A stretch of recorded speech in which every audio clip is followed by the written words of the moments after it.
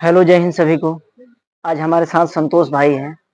अगर मैं इनके बारे में बताऊँ तो इन्होंने एसएससी जीडी 2023 में मैथ में आउट ऑफ 40 स्कोर किया है और उनका 2021 में भी आउट ऑफ 25 था, लेकिन फिजिकल में छट गए थे। तो भाई का आज हम एक्सपीरियंस जानते हैं। हमारे बहुत सारे भाई ये कमेंट करते हैं कि सर मेरा नंबर नहीं आ रहा है, बताइए हम क्या करें मैथ के लिए। तो मैं मानता हूँ कि ये आदमी मैथ के लिए एकदम परफेक्ट बना हुआ है। तो हमारे चैनल को सब्सक्राइब कर दीजिएगा। हम चलिए संतोष भाई से कुछ कड़वे सवाल करते हैं। सबसे पहले संतोष भाई, वाईटी और ट्रेवलर सोल्जर में आपका स्वागत है। अपने दर्शकों को बताइए कि आपका जब आउट ऑफ 40 स्कोर है, 2 बार आपका ये हो चुका है, तो आपको कैसा लगा? जय हिंद सभी दोस्तों। मुझे ये बताते हुए खुशी हो रही है कि अभी आप सभी आने वाले एसएससी जीडी के तैयारी कर रहे हैं, अगले एग्जाम की तैयारी कर रहे हैं। तो आउट ऑफ 40 लाना कोई बड़ी बात नहीं है। आप लोग बशर्ते तैयारी अच्छे से करिए, और जब एक स्टूडेंट अच्छे से तैयारी करता है तो उसे ये पता हो जाता है कि मेरा एग्जाम आउट ऑफ 40 नहीं, लेकिन ये बता सकता हूँ कि आउट ऑफ 40 से कुछ ही अंक कम होंगे, क्योंकि ज्यादा कम का वो उम्मीद नहीं कर सकता। उसे पता होता है कि वो अच्छे तैयारी कर रहा है।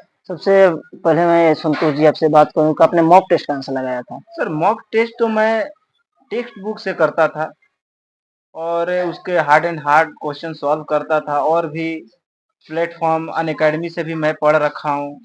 मैं वेस्ट बंगाल से बिलोंग करता हूँ, और वेस्ट बंगाल का जो एसआई का एग्जाम था मैं उसे कई बार क्रैक कर चुका हूँ, नहीं कुछ कारणों से मैं उसमें चूक गया हूँ।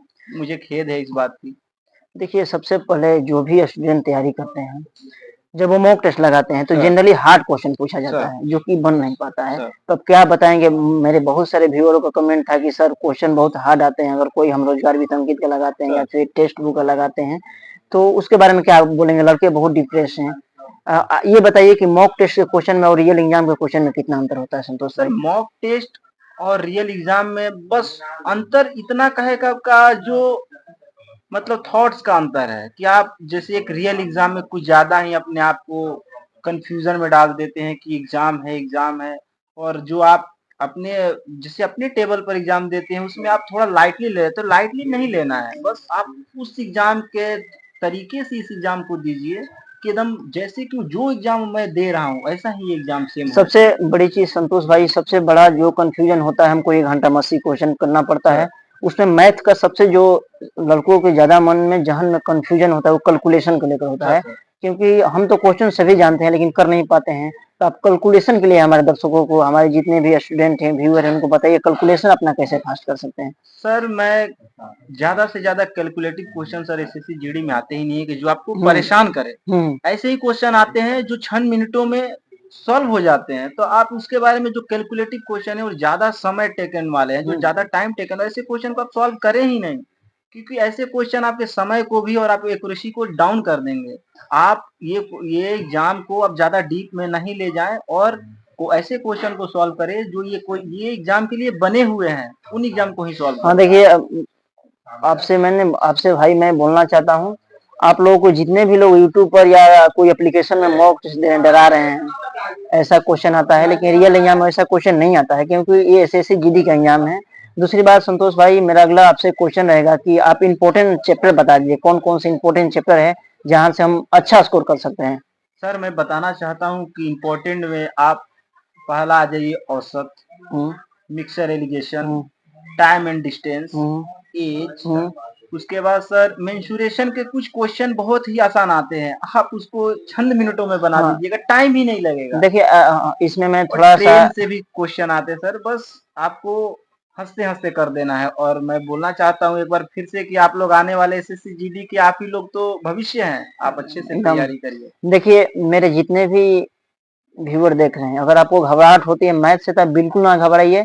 अगर मैं मानता हूँ आप परसेंटेज से, सबसे संतोष भाई टाई सर वाइज क्वेश्चन होता हाँ, है। परसेंटेज से क्वेश्चन आते हैं, 2-3 क्वेश्चन आते हैं एक से ही।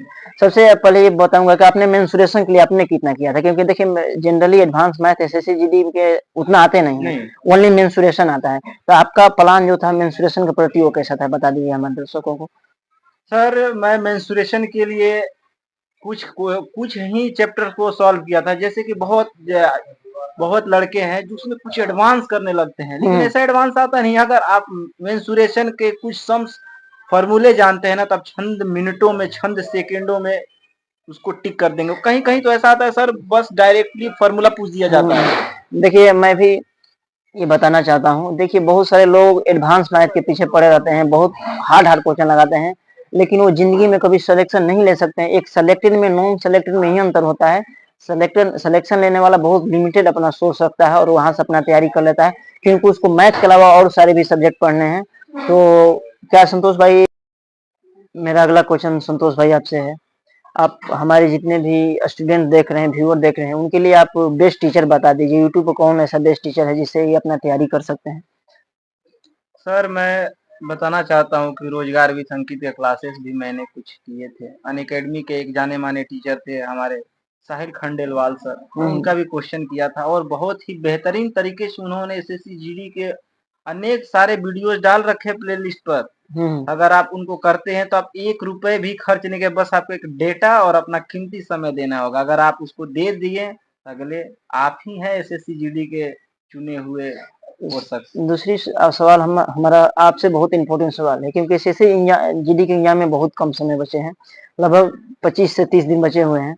तो उसमें जिन लड़कों का नंबर बहुत कम आ रहा है, अभी 10-5 नंबर आ रहा है, तो वो कैसे अपना इम्प्रूव कर 10-15 पे पहुंचे, 15-16 पे पहुंचे? मैं सबसे पहले तो ये बताना चाहूंगा उन सभी दर्शकों के लिए और उस सभी तैयारी करने वाले के लिए कि नर हो न निरा, करो मन को, कुछ काम करो, कुछ काम करो। तो ये बीते हुए समय में आपको काम करना है और निराश नहीं होना है। आप अपने जो मतलब वीक पॉइंट है उस पर मेहनत करिए और ज्यादा से ज्यादा हर दिन कम से कम एक टेक्स्ट मारिए और जहां आपका वीक पॉइंट है उसे आप सुधारिए। और आने वाले समय में आपको देखिएगा इतना इम्प्रूवमेंट होगा कि आप अच्छे से आएंगे और एग्जाम दे करके आप फिर आप ये वीडियो देख करके आप उसमें लिख दीजिएगा कि सर आपने जो बताया था उसके तरीके मैंने तैयारी की और आज मैं अच्छे अंक ला करके और कोई एक सही जगह पर एसएससी जीडी में अपना एक स्थान ग्रहण किया। अगला क्वेश्चन मैं आपसे आपका सीक्रेट पॉइंट पूछने वाला हूँ, क्योंकि देखिए कोई भी एग्जाम में 2 बार किसी सब्जेक्ट में फुल नंबर लाना,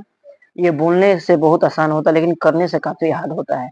उसके लिए आपका प्लान क्या था? जब आपका पहला बार फिजिकल नहीं हुआ, आपका नंबर अच्छा था, तो आपको कैसा लगा जब आपका सर फिजिकल नहीं मैं हुआ? ये बताना चाहता हूँ कि कमियां अपने अंदर होती है, कमियां किसी और के अंदर ढूंढ करके अपने कीमती समय को क्यों व्यर्थ करना। मैं पहला फिजिकल इसलिए नहीं कर पाया था क्योंकि मैं बहुत ज्यादा फिजिकल करने के पीछे नहीं भागता था, मैं दूसरे एग्जाम्स की तैयारी करता था। तो सर फिजिकल नहीं करने के कारण आप अचानक आपको कोई बोल दे कि 5 किलोमीटर आप रनिंग कर लो, पॉसिबल नहीं है। लंग्स की कैपेसिटी उतनी नहीं होती है, इसीलिए पहला वाला फिजिकल मेरा डाउन हो गया था। लेकिन दूसरे बार में मैंने ये सोचा कि नौकरी पाना कहीं गुना हार्ड हो गया है, तो मैंने मेहनत करी और आज इस जगह पर मुकाम को हासिल किया हूँ। दूसरा सवाल हमारा ये आपसे रहेगा, आपने आईटीबीपी ही क्यों चुना? क्योंकि आपका नंबर अच्छे थे, आपको अच्छे मिल सकते थे।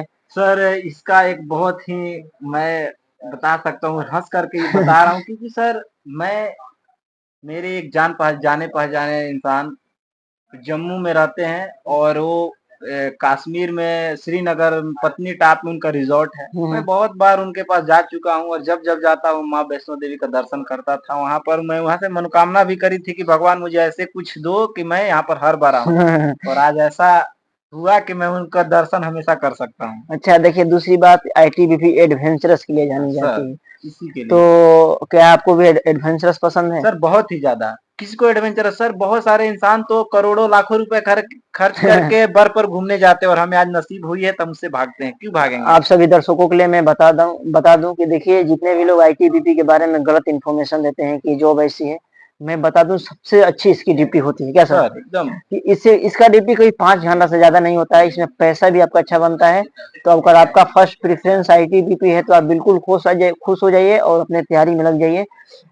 संतोष भाई, मैं जाते जाते आपको यही बोलना चाहूंगा कि आप हमारे चैनलों के लिए, हमारे दर्शकों के लिए, हमारे जितने भी स्टूडेंट हैं उनका भी एग्जाम आने वाला है, इतना टाइम दिए, आपके उसके लिए बहुत बहुत धन्यवाद।